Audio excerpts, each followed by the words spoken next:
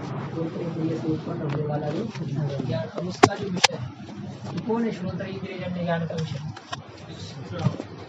शब्द, शब्द है, शब्दत्व है, शब्दाभाव है, ये श्रोत्र इंद्रिय से उत्पन्न होने वाले ज्ञान के विषय है, इसलिए है श्रावण। श्रोत्र इंद्रिय से उत्पन्न होने वाले ज्ञान का विषय श्रावण। श्रोत्र इंद्रिय के द्वारा जिसका ग्रहण किया जाता है, श्रोत्रेण गृह्यते, ये ठीक है, लेकिन श्रोत्र से ज्ञान का ग्रहण नहीं किया जाता, श्रोत्र से विषय का ग्रहण किया जाता है। श्रोत्र से ज्ञान उत्पन्न नहीं होता है, ये क्या कहते हैं, उसमें ज्ञान का प्रकाशन नहीं किया जाता है, विषय का प्रकाशन किया जाता है। इंद्रिय से विषय का ज्ञान होता है, विषय के ज्ञान का ज्ञान नहीं होता है। ये वो आगे और हो जाएगा उसमें। एक तो होता है पदार्थ का ज्ञान और दूसरा होता है पदार्थ के ज्ञान का ज्ञान, पदार्थ का ज्ञान और पदार्थ के ज्ञान का ज्ञान। ऐसे व्यवसाय ज्ञान और व्यवसाय ज्ञान अभी हम आगे विचार करेंगे, इसमें तो मूल में नहीं है कोई। तो चलिए, व्याप्यत्वा सिद्ध का विचार हमारा चल रहा था, है ना। तो उपाधि वाला जो हेतु है, जिस हेतु में क्या हो, उपाधि हो, उस हेतु को कहते व्याप्यत्वा सिद्ध हेत्वाभास, है ना। तो उपाधि किसको कहते हैं? तो लक्षण किया था साध्य व्यापकत्वे सति साधना व्यापकत्व। साध्य का व्यापक होते हुए जो साधन की अव्यापक हो, साध्य का व्यापक होते हुए जो साधन की अव्यापक हो, उसको कहते हैं उपाधि। तो साध्य का व्यापक होना यानी क्या चीज है? तो साध्य जहाँ रहता है वहाँ जो निश्चित रहता हो, साध्य जहाँ रहता है वहाँ जो निश्चित रहता है, अर्थात साध्य के अधिकरण में जिसका अत्यंताभाव न हो, साध्य जहाँ रहता है वहाँ पर जिसका अत्यंताभाव न हो। जैसे धूम जहाँ रहता है, धूम जहाँ रहता है वहाँ वन्नी का अभाव रहता है क्या? वहाँ वन्नी का अभाव नहीं रहता है ना। तो जहाँ धूम रहता है वहाँ वन्नी का अभाव न रहने के कारण से वन्नी क्या है? धूम के अधिकरण में रहने वाला जो अभाव, धूम के अधिकरण में रहने वाला जो अभाव, उसका अप्रतियोगी है। देखिए, धूम के अधिकरण में किसका अभाव रह सकता है? धूम जैसे है ना, अपने महानस में धूम रहता है, पर्वत में धूम है, यज्ञशाला में धूम है, वह किसी पदार्थ का अभाव रह सकता है क्या? बहुत सारे पदार्थ का अभाव रहता है। घट का अभाव हो सकता है कभी?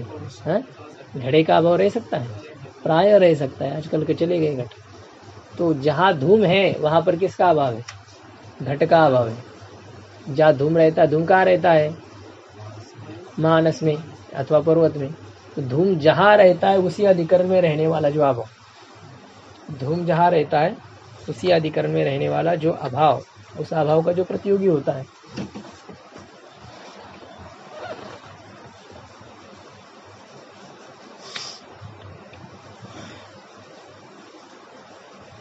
ये धूम है देखिए, और इस धूम का अधिकरण कौन है? पर्वत आदि बहुत सारे हैं, महानस है। और इसी महानस में क्या रहता है? वन्नी रहता है। और क्या रहता है इसमें? घट का अभाव रहता है। पर्वत आदि में क्या रहेगा? घट आदि कोई भी हो, घट ना हो तो फिर घट यदि वहाँ होगा तो फिर दूसरे का अभाव ले लो। उदाहरण के लिए क्या है? घट का अभाव रहता है। तो जहाँ धूम रहता है जिस पर्वत में, उसी पर्वत में क्या है? घट का अभाव है। तो धूम का जो अधिकरण है वही किसका अधिकरण है? घटा भाव का अधिकरण है।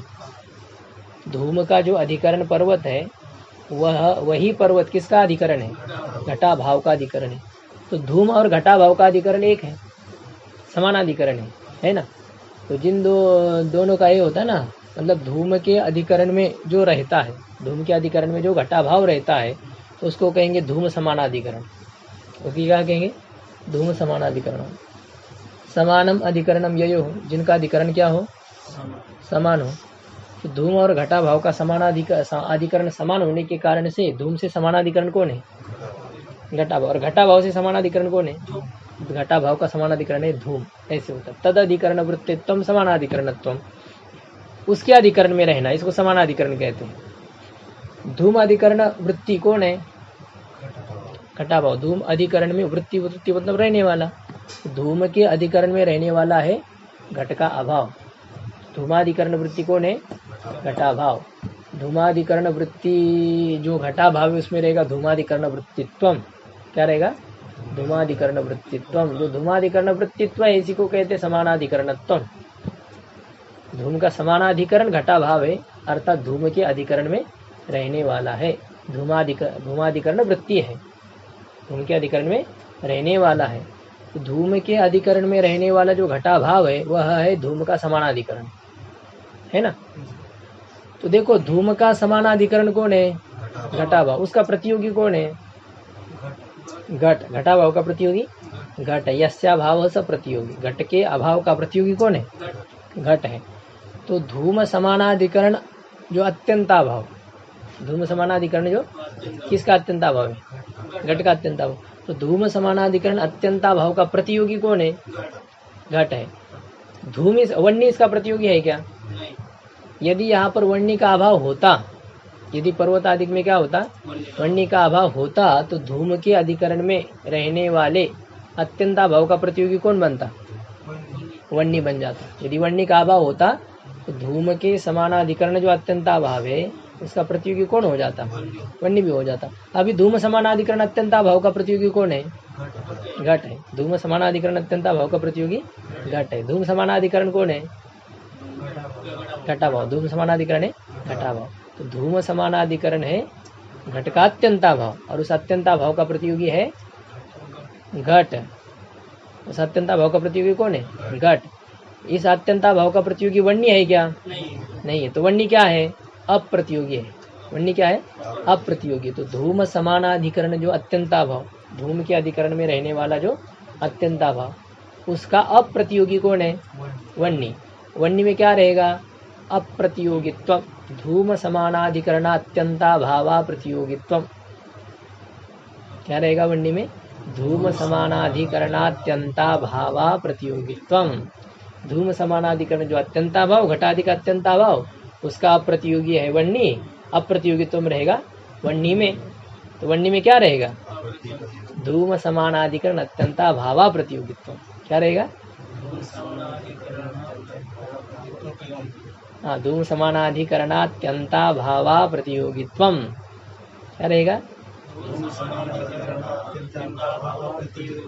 भाव अप्रतियोगी है, अभावा प्रतियोगित्व। ये जो वन्य में है ना, धूम समानाधिकरणात्यंता भावा प्रतियोगित्व, यही है वन्य में धूम की व्यापकता। यही क्या है? वन्य में धूम की व्यापकता। धूम वन्य, धूम का व्यापक वन्य है। धूम का व्यापक वन्य है। तो धूम की व्यापकता कहाँ रहती है? धूम का व्यापक वन्य है, तो व्यापकता किसमें रहेगी? वन्य में। धूम व्यापकत्वम किसमें है? वन्य में। धूम की व्यापकता है वन्य में। वन्य में जो धूम की व्यापकता है उसका क्या स्वरूप है? उसका ये स्वरूप है धूम समानाधिकरणात्यंता भावा प्रतियोगित्वम। धूम व्यापकत्वम ये कहाँ रहेगा? वन्य में रहेगा। धूम समानाधिकरणात्यंता भावा प्रतियोगित्वम। ये बात समझ में आ रही है ना? तो ये इसी प्रकार से हमें यहाँ पर अभी ये देखना है, साध्य का व्यापक का मतलब क्या है? साध्य के अधिकरण में रहने वाले अत्यंता भाव का जो अप्रतियोगी है, साध्य के अधिकरण में रहने वाले अत्यंता भाव का जो अप्रतियोगी है, बस इसी प्रकार की बात समझना है। हमारा साध्य कौन है? यहाँ पर जो हम अनुमान देख रहे थे, यहाँ पर पर्वतो धूमवान वन्य है, इस अनुमान की चर्चा हम कल कर रहे थे ना। सोपाधि हेतु के लिए अनुमान था हमारा पर्वतो धूमवान वन्य है। इसमें साध्य कौन है? इसमें साध्य धूम, और हेतु कौन है? वन्य है। तो साध्य धूम, धूम का अधिकरण कौन है? धूम का अधिकरण वन्य है।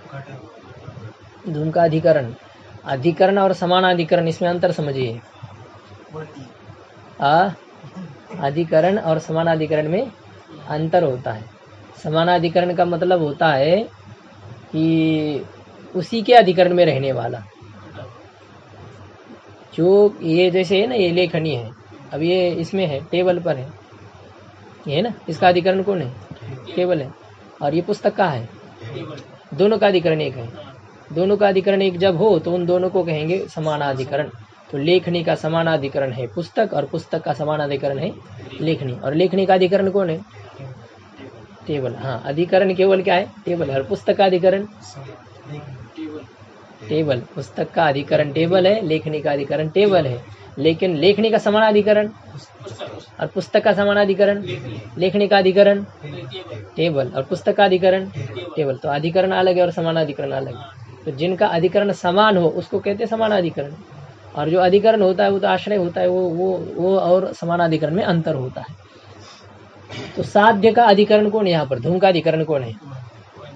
देखिए वन्नी, वन्नी में धूम रहता है क्या? पर्वत है। धूम का अधिकरण कौन है? पर्वत है।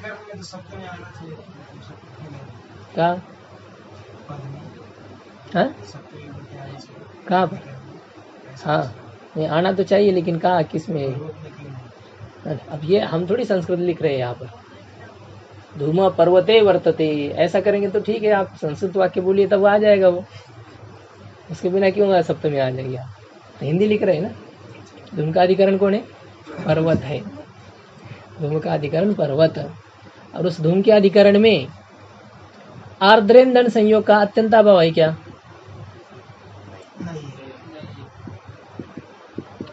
धूम के अधिकरण पर्वत में आर्द्रेंदन संयोग रहता है या उसका अभाव रहता है? बताइए। नहीं, दोनों में से कौन रहता है? रहता है, ये क्या उत्तर होगा? आर्द्रेंधन संयोग रहता है या उसका अभाव रहता है? आर्द्रेंधन संयोग रहता है, गीले लकड़ी का संयोग रहता है। कहाँ? धूम के अधिकरण पर्वत में है। धूम का अधिकरण जो है वहां पर आर्द्रेंधन संयोग रहता है, आर्द्रेंधन संयोग का अभाव नहीं रहता। तो धूम का अधिकरण है पर्वत, तो उस पर्वत में किसका अभाव रहता है? घट का अभाव रहता है ना। धूम का अधिकरण पर्वत में घट का अभाव है। तो धूम का समानाधिकरण कौन है? घटाभाव। धूम का समानाधिकरण है घटाभाव। उसका प्रतियोगी कौन है? घट। धूम समानाधिकरण अत्यंता भाव का प्रतियोगी कौन है? घट। धूम समानाधिकरण अत्यंता भाव का प्रतियोगी आर्द्रेंधन संयोग है क्या?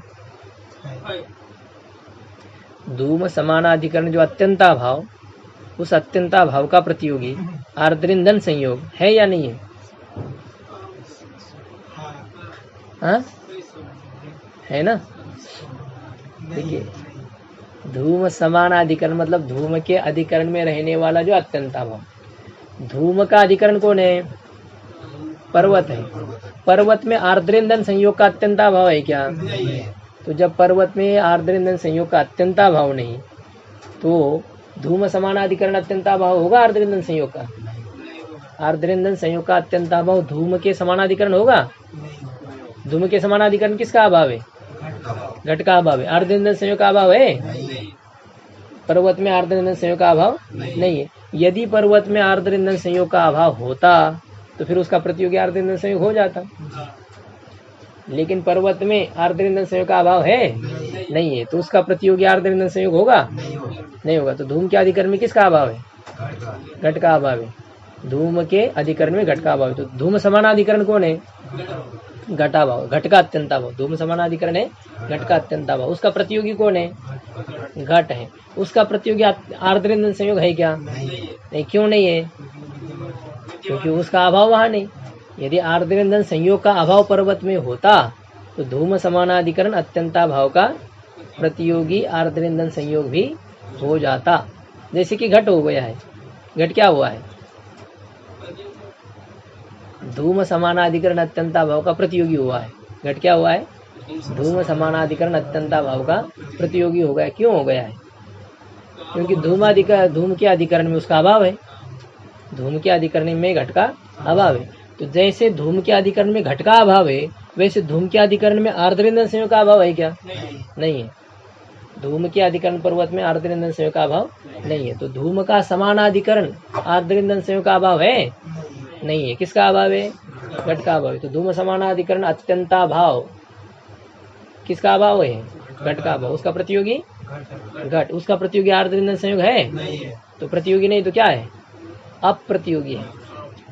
धूम समानाधिकरण जो अत्यंता भाव, उसका आर्द्रेंधन संयोग क्या है?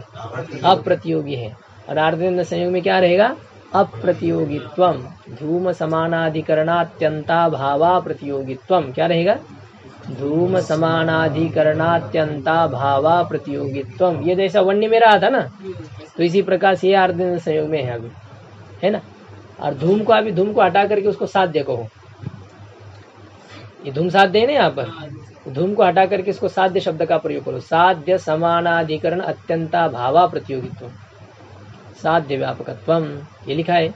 साध्य समानाधिकरणात्यंता भावा प्रतियोगित्वम साध्य व्यापकत्वम, ये समझ में आ रहा है।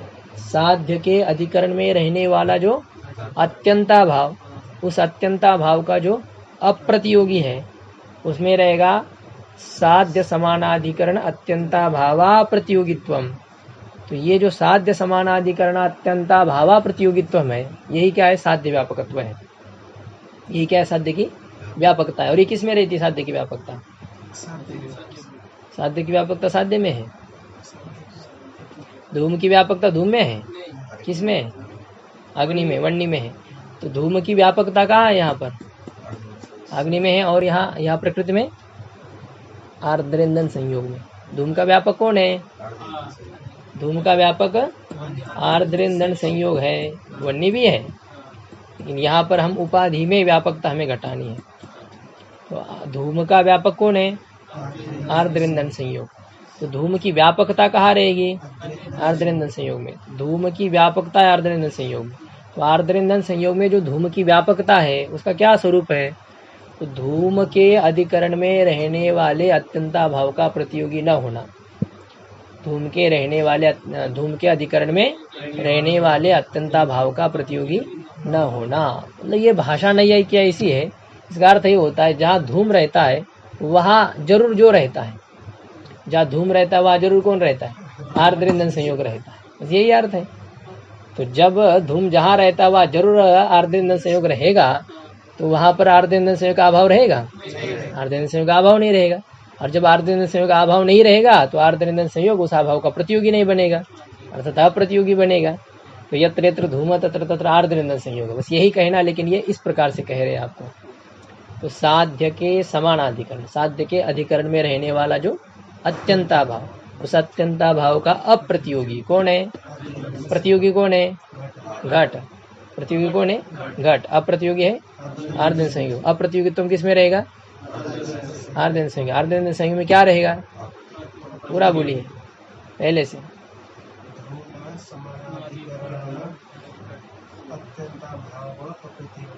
हाँ, धूम समानाधिकरणात्यंता भावा प्रतियोगित्वम, ये कहाँ रहेगा? आर्द्र संयोग में। अब धूम को हटा करके साध्य शब्द का प्रयोग कीजिए। साध्य समानाधिकरणात्यंता भावा प्रतियोगित्वम, है ना?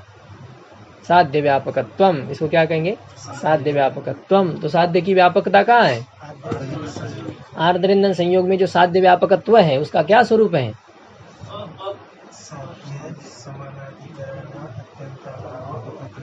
साध्य समानाधिकरणात्यंता भावा प्रतियोगित्वम, ये क्या है? साध्य व्यापकत्वम। ये साध्य व्यापकत्वम किसमें है? आर्द्र ईंधन संयोग में, है ना? तो हम उपाधि का लक्षण घटा रहे हैं। उपाधि के लक्षण का घटक था साध्य व्यापकत्वे सति साधना व्यापकत्व। साध्य का व्यापक होते हुए जो साधन का अव्यापक है, तो साध्य का व्यापक होते हुए साध्य की व्यापकता क्या चीज है?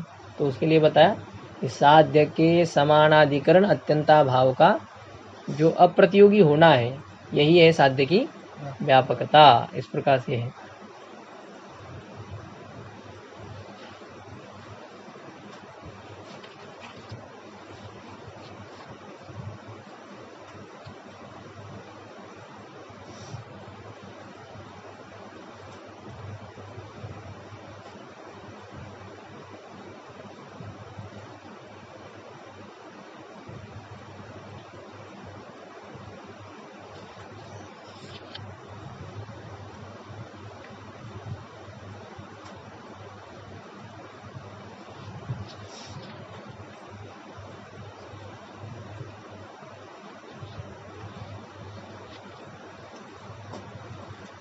हो गया?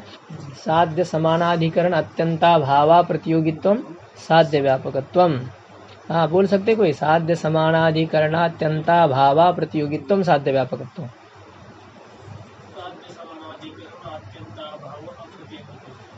साध्य व्यापकत्वम। साध्य समानाधिकरण अत्यंता भाव प्रतियोगित्वम साध्य व्यापकत्वम।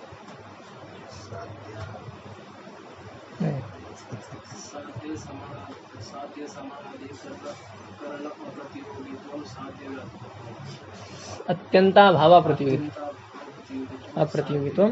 साध्य व्यापकत्वम। साध्य समानाधिकरण अत्यंता भावा प्रतियोगित्वम साध्य व्यापकत्वम। साध्य के अधिकरण में रहने वाले अत्यंता भाव का जो अप्रतियोगी है वो उसको कहेंगे साध्य का व्यापक।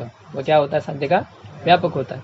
अब इसी प्रकार से हमें अभी उपाधि का एक दूसरा घटक है। उपाधि के घटक लक्षण के घटक दो थे, उसमें एक था साध्य का व्यापकत्व और दूसरा था साधन की अव्यापकता। जो साध्य का व्यापक हो और साधन का व्यापक न हो उसको उपाधि कहते हैं। उपाधि किसको कहते हैं? जो साध्य का व्यापक होते हुए साधन का व्यापक न हो। अब साध्य का व्यापक होना क्या चीज है इसको हम समझ गए। साध्य का व्यापक होना अर्थात साध्य के अधिकरण में रहने वाले अत्यंता भाव का प्रतियोगी न होना। साध्य के अधिकरण में रहने वाले अत्यंता भाव का प्रतियोगी न होना, इसको कहते साध्य का व्यापक होना। अब साधन का व्यापक न होना, साधन का अव्यापक होना, इसका मतलब क्या होता है? तो साधन के अधिकरण में रहने वाले अत्यंता भाव का प्रतियोगी होना। साधन के अधिकरण में रहने वाले अत्यंता भाव का प्रतियोगी होना। जैसे यही देखिए, यहाँ पर धूम को हटा दीजिए, यहाँ पर क्या लिखना है? हमें वन्नी लिखना है। क्या है? वन्नी है। यह है हेतु। प्रकृतानुमान में वन्नी क्या है? हेतु है ना। अब ये हेतु का अधिकरण कौन है? यहाँ पर महानस आदि भी है। यहाँ पर एक विशिष्ट अधिकरण हम लेंगे।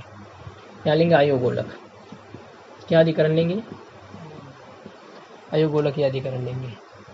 वन्नी रहती क्या आयोगोलक में? आयोगोलक मतलब लोहे का जो तपा हुआ गोला है तो उसमें वन्नी रहती है। वन्नी रहती है। और जो आयोगोलक में आर्द्रेंद्र संयोग रहता है कि नहीं? नहीं, आर्द्रेंद्र संयोग नहीं रहता है। आर्द्रेंद्र संयोग का क्या रहेगा? वहां पर अभाव रहेगा। कहाँ रहेगा? आयोगोलक में। आयोगोलक क्या है? वन्नी का अधिकरण है। तो वन्नी का जो अधिकरण आयोगोलक उसमें क्या रहता है? आर्द्रेंद्र संयोग का अभाव रहता है। तो वन्नी जहाँ है वहीं पर ही आर्द्रेंद्र संयोग का अभाव या घटाभाव नहीं। अभी क्या है यहाँ पर? आर्द्रेंद्र संयोग का अभाव है। ठीक है ना। वन्नी के अधिकरण में कौन है? आर्द्रेंद्र संयोग का अभाव है अभी। तो आर्द्रेंद्र संयोग के अभाव का अधिकरण कौन है? आयोगोलक। और वन्नी का अधिकरण कौन है? तो वन्नी का समानाधिकरण कौन है?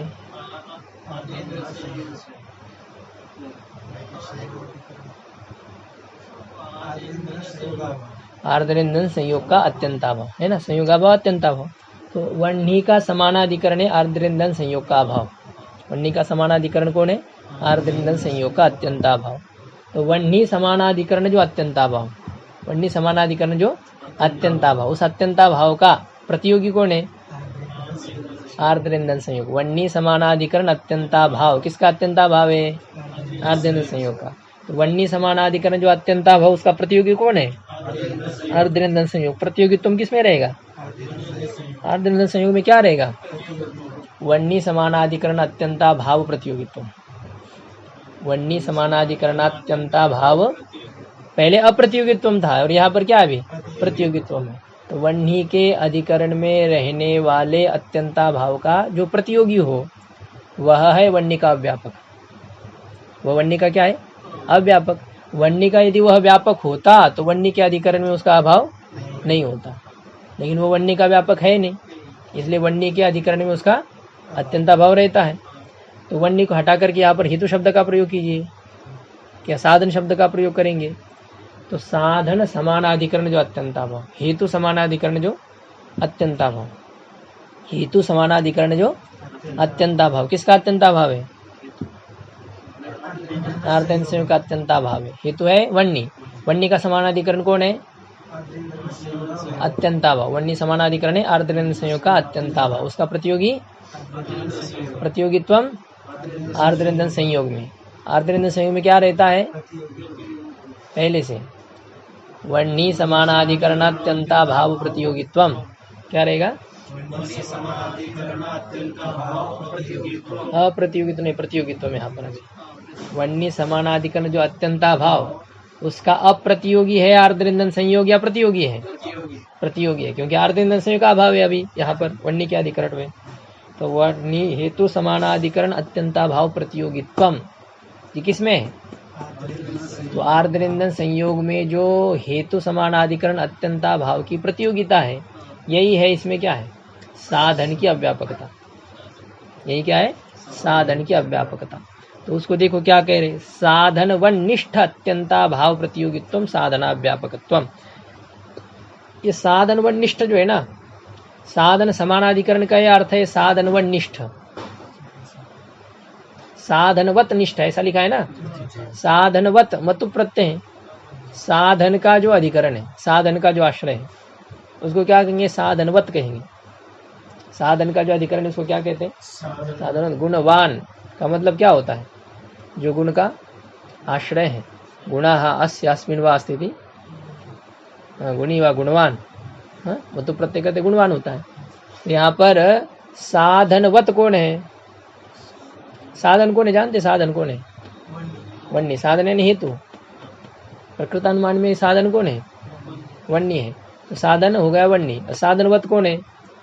अयोगोलक। साधनवत है अयोगोलक। और उस अयोगोलक में स्थित साधनवत निष्ठ, निष्ठ मतलब उसमें रहने वाला। तो साधनवत हो गया साधन का आश्रय अयोगोलक, और उसमें निष्ठ मतलब उसमें रहने वाला कौन? अत्यंताभाव। उसमें रहने वाला अत्यंताभाव। किसका अत्यंताभाव है वहां पर? आर्द्र संयोग। उस अत्यंताभाव का प्रतियोगी कौन है? आर्द्र संयोग। तो साधन व निष्ठ जो अत्यंताभाव, साधन व निष्ठ अत्यंताभाव। साधनवत है अयोगोलक, और उसमें निष्ठ उसमें रहने वाला अत्यंताभाव। तो साधन व निष्ठ अत्यंताभाव, साधन व निष्ठ अत्यंताभाव का प्रतियोगी कौन है? साधन व निष्ठ अत्यंताभाव प्रतियोगित्वम किसमें रहेगा? आर्द्र संयोग में, है ना। आर्द्र संयोग में क्या रहेगा? इतना नहीं बोलना, पूरा बोलना होता है। यहाँ भी समानाधिकरण है। समानाधिकरण के लिए यहाँ पर शब्द का प्रयोग किया गया साधन व निष्ठ। चाहे साधन व निष्ठ कहो, चाहे साधन समानाधिकरण कहो, बात एक ही होती है।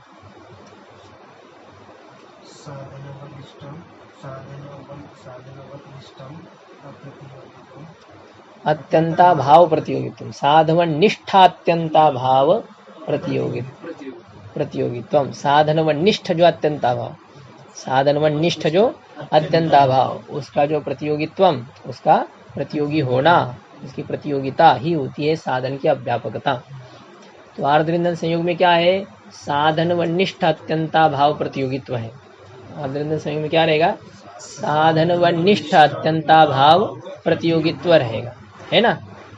तो आर्द्र संयोग में साध्य समानाधिकरण अत्यंता भावा प्रतियोगित्व है कि नहीं? है। साध्य समानाधिकरण अत्यंता भावा प्रतियोगित्व। साध्य कौन है? कठिन हो गया। साध्य कौन है अनुमान में? इसी अनुमान की चर्चा कर रहे हैं हम अभी। साध्य कौन है इस अनुमान में? धूम साध्य है। साध्य कौन है? धूम। तो साध्य समानाधिकरण जो अत्यंताभाव, धूम समानाधिकरण जो अत्यंताभाव, किसका अत्यंताभाव मिला था? घटाभाव। आर्द्र संयोग का भाव नहीं था। धूम के अधिकरण में घट का भाव मिला था, आर्द्र संयोग का भाव नहीं था। तो साध्य समानाधिकरण जो अत्यंताभाव, उसका आर्द्र संयोग क्या था? प्रतियोगी था या अप्रतियोगी था? अप्रतियोगी था। और साधन समानाधिकरण अत्यंताभाव का क्या है? वो प्रतियोगी है। साधन समानाधिकरण तो साधन वनिष्ठ अत्यंताभाव का प्रतियोगी है। तो इस प्रकार से ये जो आर्द्र संयोग है, यह साध्य के अधिकरण में रहने वाले अत्यंताभाव का प्रतियोगी है। साध्य के अधिकरण में रहने वाले अत्यंताभाव का अप्रतियोगी है, और साधन के अधिकरण में रहने वाले अत्यंताभाव का प्रतियोगी है। साधन के अधिकरण में रहने वाले अत्यंताभाव का प्रतियोगी है, और साध्य के अधिकरण में रहने वाले अत्यंताभाव का अप्रतियोगी है।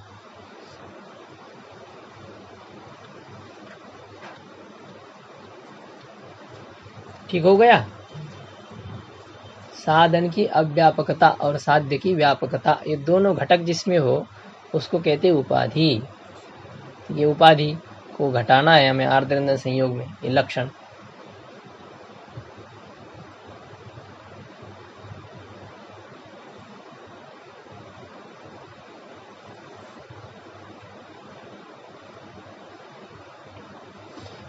आर्द्रेंद्र संयोग में क्या है? साध्य व्यापकत्व है या साधन की अव्यापकता है?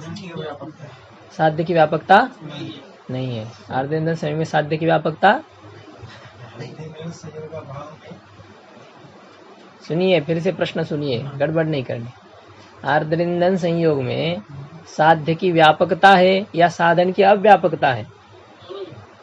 दोनों।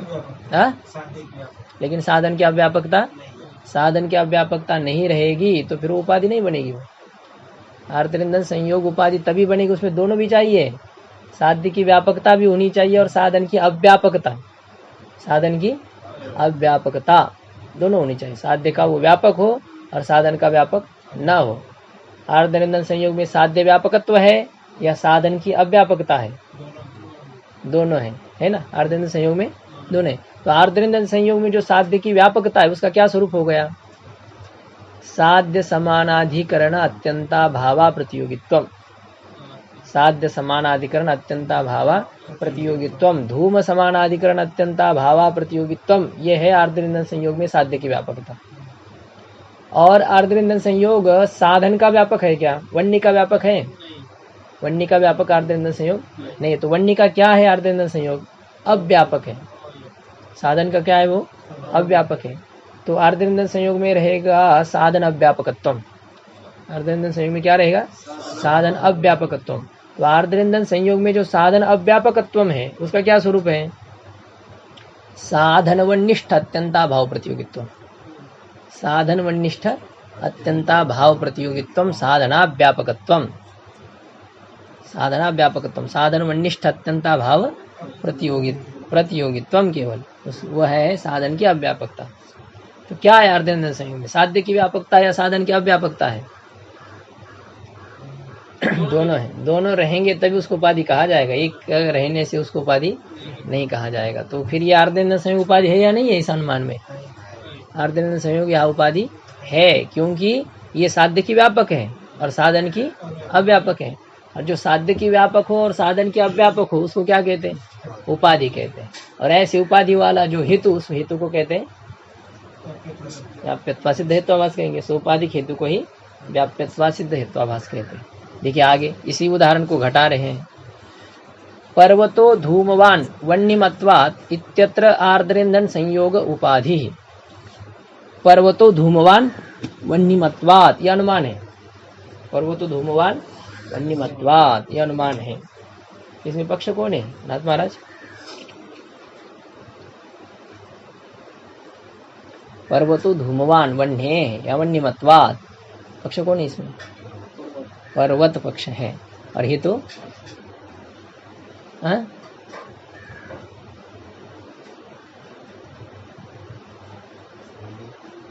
वन्य, ये हेतु है। वन्यमत्वात् जिसमें पंचमी दिखाई देती है वो हेतु है, कल बताया आपको।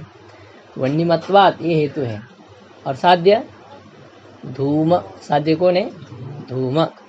तो पर्वत है पक्ष, धूम है साध्य और हेतु है वन्य।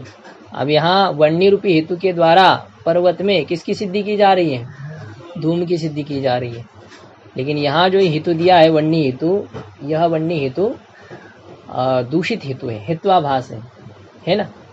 ये हेतु सद हेतु नहीं है, इसके द्वारा धूम की सिद्धि नहीं की जा सकती। इस हेतु में क्या दोष है? इस हेतु में दोष है उपाधि। क्या दोष है? उपाधि। इसमें उपाधि लगी हुई है, इस हेतु सोपाधिक हेतु है। कौन सी उपाधि है इस हेतु में? कहते हैं इत्यत्र आर्द्रेंद्र संयोग उपाधि। इसमें कौन सी उपाधि है? आर्द्रेंद्र संयोग ही यहाँ पर उपाधि है। तो उपाधि तब कहेंगे जब वो साध्य का व्यापक हो और साधन की अव्यापक हो। तो क्या आर्द्रेंद्र संयोग में साध्य की व्यापकता है? कहते हाँ है। कैसे? देखो दिखा रहे, यत्र धूमः तत्र आर्द्रेंद्र संयोग इति साध्य व्यापकता। जहाँ जहाँ धूम रहता है वहाँ जरूर कौन रहता है? आर्द्रेंद्र संयोग रहता है। आर्द्रेंद्र संयोग का अभाव रहता है क्या? जहाँ धूम रहता है वहाँ, जहाँ जहाँ धूम है वहाँ आर्द्रेंद्र संयोग का अभाव नहीं रहता। तो कोई क्या रहता है? आर्द्रेंद्र संयोग खुद रहता है। यही है आर्द्रेंद्र संयोग का धूम का व्यापक होना। धूम की व्यापकता जो है ना आर्द्रेंद्र संयोग में, वो क्या चीज है? जहाँ जहाँ धूम है वहाँ वहाँ आर्द्रेंद्र संयोग का रहना। इसी को ही कहते आर्द्रेंद्र संयोग धूम का व्यापक है। ऐसा मतलब धूम की व्यापकता, धूम का व्यापक होना आर्द्रेंद्र संयोग में है। जहाँ जहाँ धूम है वहाँ जरूर आर्द्रेंद्र संयोग रहता है। इसी प्रकार इसमें क्या है? आर्द्रेंद्र संयोग में साध्य की व्यापकता है। देखो साधन की अव्यापकता क्या होगी, यत्र वन्नी तत्र आर्द्रनिंदन संयोग नास्ति, जहाँ वन्नी है वहाँ आर्द्रनिंदन संयोग नहीं है। कहाँ नहीं है बताइए कोई उदाहरण। अयोगोलकी, बहुत सारे स्थानों पर तो हो भी सकता है, जहाँ वन्नी है वहाँ आर्द्रनिंदन संयोग रहेगा, लेकिन जरूरी नहीं है। आर्द्रनिंदन संयोग नहीं भी रह सकता है, जहाँ वन्नी है वहाँ आर्द्रनिंदन संयोग नहीं है। कहाँ नहीं है, अयोगोलकी। यही है साधन की अव्यापकता, यही क्या है आर्द्रनिंदन संयोग में साधन की अव्यापकता है। तो यही कह रहे देखो, यत्र वन्नी तत्र आर्द्रनिंदन संयोगो नास्ति। कहाँ नहीं है, अयोगोलके। तो अयोगोलक जो है तो उसमें वन्नी है लेकिन वहां पर आर्द्रनिंदन संयोग नहीं है। तो इस यही क्या है, आर्द्रनिंदन संयोग अभावत। अयोगोलक में आर्द्रनिंदन संयोग का क्या है, अभाव है। तो अयोगोलक में आर्द्रनिंदन संयोग का अभाव होने के कारण से आर्द्रनिंदन संयोग साधन का अव्यापक है। आर्द्रनिंदन संयोग साधन का अव्यापक है। तो व्यापक तब बन जाता कि जहाँ वन्नी रहती वहाँ जरूर हो रहता आर्द्रनिंदन संयोग। जहाँ वन्नी रहती वहाँ जरूर यदि आर्द्रनिंदन संयोग रहता तो वह आर्द्रनिंदन संयोग वन्नी का भी क्या बन जाता, व्यापक बन जाता। किंतु अयोगोलक में वन्नी रहती है, आर्द्रनिंदन संयोग नहीं रहता है। तो वन्नी के अधिकरण में आर्द्रनिंदन संयोग का क्या है, अभाव है। वन्नी के अधिकरण में आर्द्रनिंदन संयोग का अभाव है। किस अधिकरण में, कौन सा अधिकरण मिला आपको जहाँ पर वन्नी है लेकिन आर्द्रनिंदन संयोग का अत्यंत अभाव है, अयोगोलक। तो अयोगोलक में आर्द्रनिंदन संयोग का अभाव होने के कारण से आर्द्रनिंदन संयोग में साधन की अव्यापकता है। ये बात समझ में आ रही है। तो वो वन्नी का अव्यापक है, साधन का अव्यापक है आर्द्रनिंदन संयोग, और धूम रूपी साध्य का व्यापक है। इस प्रकार से एवं साध्य व्यापकत्वे सति साधना व्यापकत्वात् आर्द्रनिंदन संयोग उपाधि है ना। इस प्रकार से साधन का व्यापक होते हुए, साध्य का व्यापक होते हुए साधन का अव्यापक होने के कारण से आर्द्रनिंदन संयोग क्या है, साध्य का व्यापक होते हुए साधन का अव्यापक होने के कारण से। ये समझ में आ रहा है, साध्य का व्यापक होते हुए साधन का अव्यापक है आर्द्रनिंदन संयोग। तो आर्द्रनिंदन संयोग क्या है, साध्य का व्यापक है या साधन का व्यापक है?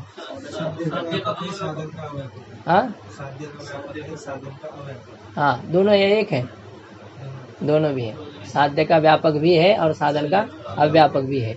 तो जो साध्य का व्यापक होते हुए साधन का अव्यापक हो तो उसी को उपाधि कहते हैं।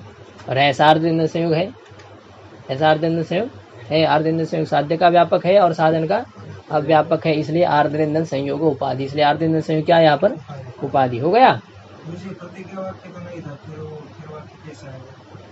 प्रतिज्ञा वाक्य उसमें आपको बनाना पड़ेगा ना, पर वो तो धूमवान ये प्रतिज्ञा वाक्य।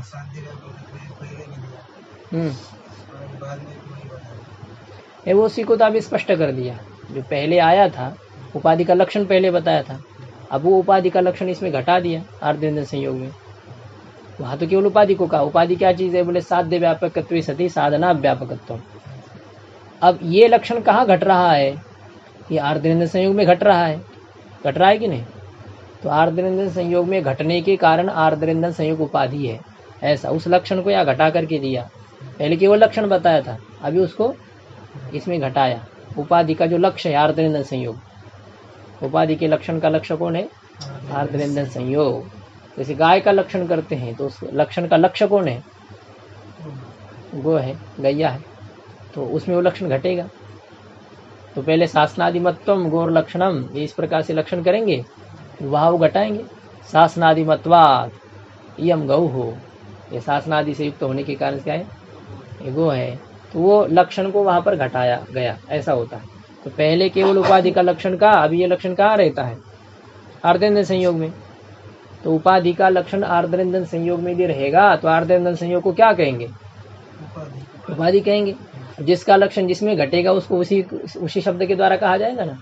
हाँ, गधे का लक्षण किसी आदमी में घटेगा तो उसको क्या कहेंगे। लक्षण घट रहा है तो उसको क्या किया जा सकता, लक्षण घटेगा तो उसको कहेंगे लक्षण। प्रमाणाभ्याम वस्तु सिद्धि, लक्षण सिद्धि हो जाएगी उसकी। तो ये साध्य का व्यापक होते हुए साधन का अव्यापक होने के कारण से आर्द्रनिंदन संयोग उपाधि हो गया। और ये उपाधि से युक्त हेतु कौन है, वन्यमत्व हेतु। वन्यमत्व हेतु क्या है, उपाधि से युक्त हो गया। तो सोपाधिकत्वात् वन्यमत्वम व्याप्यत्वा सिद्धम, और सोपाधिक होने के कारण से, उपाधि वाला होने के कारण से, सोपाधिक का मतलब क्या होता है, उपाधि वाला, उपाधिना सह वर्तते इति सोपाधिकः। तो उपाधि से युक्त होने के कारण से वन्यमत्व जो हेतु है, यह वन्यमत्व हेतु व्याप्यत्वा सिद्ध हेत्वाभास है। क्या है, व्याप्यत्वा सिद्ध हेत्वाभास। ये बात समझ में आ गई अभी। वन्यमत्व हेतु जो है वह व्याप्यत्वा सिद्ध हेत्वाभास है, सोपाधिक हेतु है, वन्य सोपाधिक हेतु है। ठीक है, सोपाधिक हेतु मतलब उपाधि वाला हेतु है। वन्यमत्व हेतु कैसा है, उपाधि वाला, सोपाधिक हेतु है। और सोपाधिक हेतु को ही क्या कहते हैं, तो वन्यमत्व हेतु क्या हो गया, व्याप्यत्वा सिद्ध हेत्वाभास हो गया। इस प्रकार से ये चर्चा समझ में आ गई अभी उपाधि की, है ना। हाँ, अभी तो है सीधी सीधी है, अब नीचे पदकृत्यम है, इसमें प्रकार बहुत की है, 3 प्रकार की है। चलिए उसको नहीं देखेंगे अभी, इतना है, इतना ये तो पकड़ में आ गया ना पूरा सोपाधिक हेतु का। कुछ कुछ आ गया तो सुनो, तो चिंतन करना पड़ता है तब होता है। अब देखिए अंतिम हेत्वाभास की चर्चा हमें करनी है अभी, बाधित हेत्वाभास, है ना। तो बाधित हेत्वाभास क्या, आपको एक सीधा लक्षण उसका बताया था कि पक्ष में यदि क्या हो, हेतु का अभाव हो, पक्ष में यदि हेतु का अभाव हो तो उसको कहते हैं स्वरूपा सिद्धि। पक्ष में यदि हेतु का अभाव रहेगा उसको क्या कहेंगे, स्वरूपा सिद्धि। जैसे उदाहरण हमने देखा, शब्दो गुण चाक्षुषत्वात्, तो शब्द रूपी पक्ष में चाक्षुषत्व हेतु नहीं रहता है, तो पक्ष में हेतु का अभाव उसको कहेंगे स्वरूपा सिद्धि। और पक्ष का ही अभाव, पक्ष का ही न होना, इसको क्या कहेंगे, आश्रय सिद्धि। और पक्ष में यदि साध्य नहीं हो, पक्ष में क्या नहीं रहता हो, साध्य यदि न रहता हो तो उसको कहेंगे बाधित। क्या कहेंगे, बाधित। जहाँ पर साध्य के अभाव का निर्णय है, अन्य प्रमाण से साध्य के अभाव का जहाँ पर निश्चय है, उसको कहते बाधित हेत्वाभास। अब हमें समझ में आ रहा है, यहाँ उदाहरण देंगे, वन्नी अनुष्ण, क्या अनुमान करेंगे, वन्नी अनुष्ण, वन्नी ठंडी है, शीत है, उष्ण नहीं है, क्यों, बोले द्रव्यत्वात्, यह अनुमान करेंगे। वन्नीर अनुष्ण द्रव्यत्वात्, यह अनुमान है।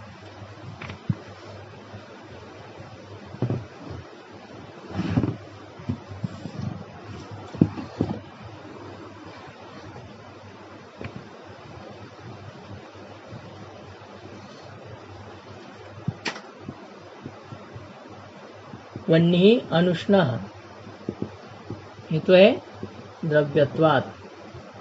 पक्ष कौन है इसमें, साध्य, अनुष्णत्वम ये साध्य, और हेतु द्रव्यत्वम ये हेतु है ना। तो वन्नी ठंडी है, वन्नी उष्ण नहीं है।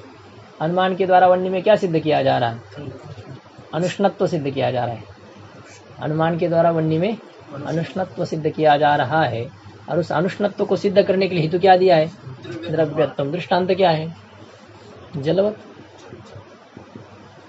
जल में द्रव्यत्व रहता है क्या, जल में द्रव्यत्व रहता है या नहीं रहता है, जल द्रव्य है क्या, जल द्रव्य है। जल द्रव्य होने के कारण उसमें क्या रहेगा, द्रव्यत्व रहेगा।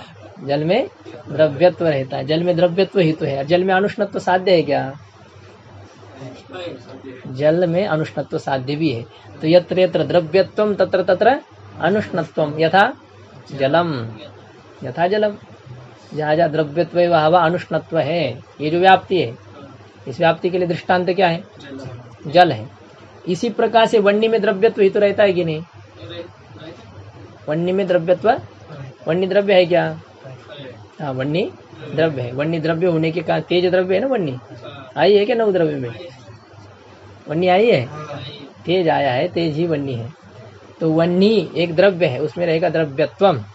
वन्नी में क्या रहता है, तो वन्नी में यदि द्रव्यत्व है तो वन्नी में क्या रहेगा, अनुष्णत्व भी रहेगा। वन्नी में क्या रहेगा, अनुष्णत्व भी रहेगा। जहाँ जहाँ द्रव्यत्व है वहाँ वहाँ अनुष्णत्व है, जैसे जल में, इसी प्रकार से यहाँ पर भी यदि द्रव्यत्व रहता है तो क्या रहना चाहिए, अनुष्णत्व भी रहना चाहिए। इस प्रकार से अनुमान के द्वारा हम वन्नी में अनुष्णत्व सिद्ध कर रहे हैं।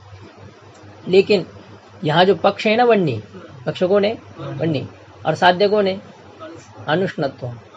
तो ये जो वन्नी रूपी पक्ष है, इस वन्नी रूपी पक्ष में साध्य का अभाव है, अनुष्णत्व ने अनुष्णत्व का अभाव है, और वो अन्य प्रमाण से निश्चित है। अनुमान प्रमाण से तो हम इसमें अनुष्णत्व सिद्ध कर रहे हैं। ये जो होता है इसको क्या कहते हैं? अनुमान प्रमाण। ये क्या चीज है? अनुमान प्रमाण। अनुमान प्रमाण के द्वारा हम वन्नी में अनुष्णत्व सिद्ध कर रहे हैं। अनुमान प्रमाण के द्वारा हम वन्नी में अनुष्णत्व सिद्ध कर रहे हैं, लेकिन वन्नी में त्वाच मतलब जो प्रत्यक्ष प्रमाण है, त्वगेंद्रिय रूपी जो प्रत्यक्ष प्रमाण है, उसके द्वारा क्या सिद्ध किया गया है? वहां पर अनुष्णत्व का अभाव, उष्णत्वम, अनुष्णत्व का अभाव, उष्णत्वम। तो जिस हेतु के साध्य का अभाव, यहाँ पर अभी लक्षण घटाएंगे हम। ये जो द्रव्यत्व हेतु है, इस द्रव्यत्व हेतु का साध्य कौन है? अनुष्णत्वम। द्रव्यत्व हेतु का साध्य अनुष्णत्वम। और इस द्रव्यत्व हेतु के साध्य का अभाव क्या हो जाएगा? अनुष्णत्व का अभाव, उष्णत्व। अनुष्णत्व का अभाव, उष्णत्व। तो द्रव्यत्व हेतु के साध्य का अभाव है उष्णत्व, और उसका अभाव यही वही द्रव्यत्व हेतु के साध्य का अभाव। द्रव्यत्व हेतु के साध्य का अभाव नाम उष्णत्व। यह उष्णत्व अन्य प्रमाण से, अनुमान से अतिरिक्त जो त्वगेंद्रिय रूपी प्रत्यक्ष प्रमाण है, उस प्रत्यक्ष प्रमाण से पक्ष में निश्चित है। ये पक्ष जो वन्नी है ना, इस वन्नी में त्वगेंद्रिय के द्वारा उष्णत्व सिद्ध है या अनुष्णत्व सिद्ध है? उष्णत्व निश्चित है कि नहीं? कोई संदेह है? संदेह हो तो जला दीजिए, वहां पर देख लीजिए, प्रत्यक्ष कर लीजिए, है ना। तो त्वगेंद्रिय नाम प्रत्यक्ष, ये त्वाच प्रत्यक्ष के द्वारा वन्नी में क्या सिद्ध है? उष्णत्व सिद्ध है। मतलब साध्य सिद्ध या साध्य का अभाव? साध्य का अभाव। तो जिस हेतु के साध्य का अभाव अन्य प्रमाण से निश्चित हो पक्ष में, जिस हेतु के साध्य का अभाव पक्ष में अन्य प्रमाण से निश्चित हो, तो उस हेतु को कहते हैं बाधित हेत्वाभास। उस हेतु को क्या कहेंगे? बाधित हेत्वाभास। विपरीत बात कह रहा है ना, अन्य प्रमाण तो कोई उसका अभाव बता रहा है, और यह अनुमान प्रमाण वहां पर साध्य सिद्ध कर रहा है, वन्नी में अनुष्णत्व सिद्ध कर रहा है ना। तो ये जिस हेतु के साध्य का अभाव पक्ष में, जिस हेतु के साध्य का अभाव पक्ष में अन्य प्रमाण से निश्चित हो, जिस हेतु के साध्य का अभाव पक्ष में अन्य प्रमाण से निश्चित हो, उस हेतु को कहेंगे बाधित हेत्वाभास। तो द्रव्यत्व हेतु के साध्य, द्रव्यत्व हेतु का साध्य कौन है? अनुष्णत्व। उसका अभाव है उष्णत्व। द्रव्यत्व हेतु के साध्य का अभाव जो उष्णत्व, उस उष्णत्व का पक्ष में न वन्नी में अन्य प्रमाण से निश्चय है। किस अन्य प्रमाण से निश्चय है साध्याभाव का? यहाँ त्वगेंद्रिय रूपी जो प्रत्यक्ष प्रमाण है, उस प्रत्यक्ष प्रमाण के द्वारा पक्ष में साध्य के अभाव का निश्चय है। तो जिस हेतु के साध्य का अभाव पक्ष में अन्य प्रमाण से निश्चित हो, उस हेतु को क्या कहेंगे? बाधित हेत्वाभास कहेंगे। देखिए अभी पंक्ति, यस्य साध्याभाव प्रमाणांतरेण पक्षे निश्चितः सह बाधितः।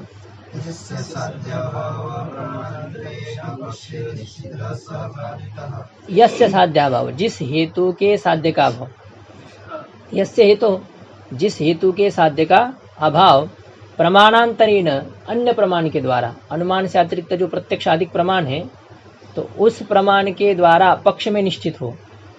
जिस हेतु के साध्य का अभाव अन्य प्रमाण से पक्ष में निश्चित हो, उस हेतु को क्या कहेंगे? बाधित। वो बाधित हेत्वाभास है। जैसे यथा वन्नी अनुष्ण द्रव्यत्वात्, वन्नी अनुष्ण द्रव्यत्वात्, क्या हेतु कौन है? द्रव्यत्वम। और साध्य कौन है? अनुष्णत्वम साध्य। तो कहते हैं अत्र अनुष्णत्वम साध्यम, या साध्य कौन है? अनुष्णत्वम। और उसका अभाव क्या है? उष्णत्वम। तदाभाव उष्णत्वम। और वह जो उष्णत्व है वह स्पार्शन प्रत्यक्षेण गृह्यते, उसका वन्नी में त्वाच प्रत्यक्ष के द्वारा ग्रहण किया जाता है।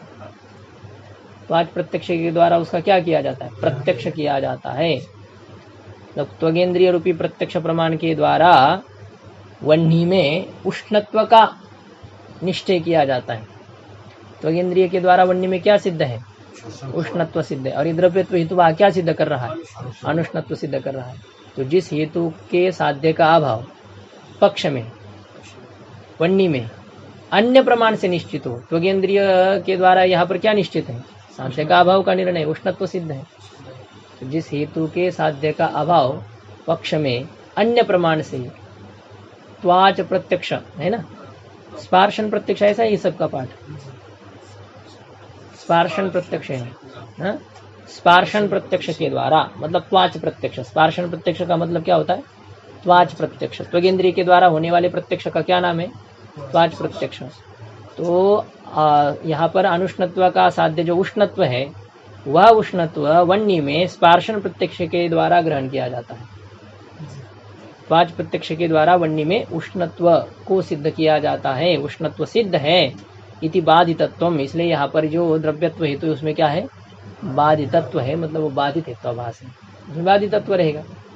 द्रव्यत्व हेतु बाधित है तो उसमें क्या रहेगा? बाधितत्वम। इस प्रकार से द्रव्यत्व हेतु में बाधितत्व है। ये हो गया, ये समझ में आ गया?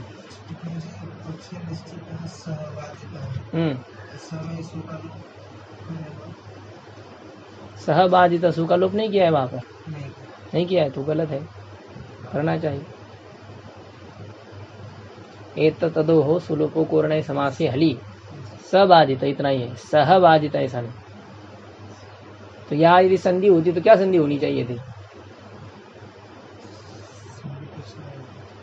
यदि लोप नहीं होता इसके सु का तो क्या बन जाता है यहाँ पर? स्वबाधित। कौन सा सूत्र लग जाता?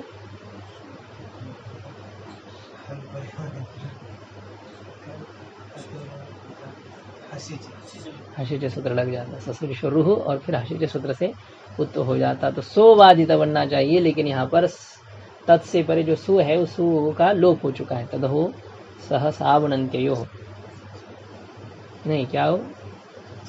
तदो सुलोपो कोर्ण समासे हलि, इस सूत्र के द्वारा सबाधित। इस प्रकार से हो गया, अनुमान खंड पूरा हो गया हमारा भी। सद हेतु का विचार किया, असद हेतु का विचार किया। अभी कल से हम उपमान परिच्छेद की चर्चा करेंगे, वो तो एक ही दिन का है। ओम पूर्णमदः पूर्णमिदं पूर्णात् पूर्णमुदच्यते पूर्णस्य पूर्णमादाय पूर्णमेवावशिष्यते। ओम शांति शांति शांति।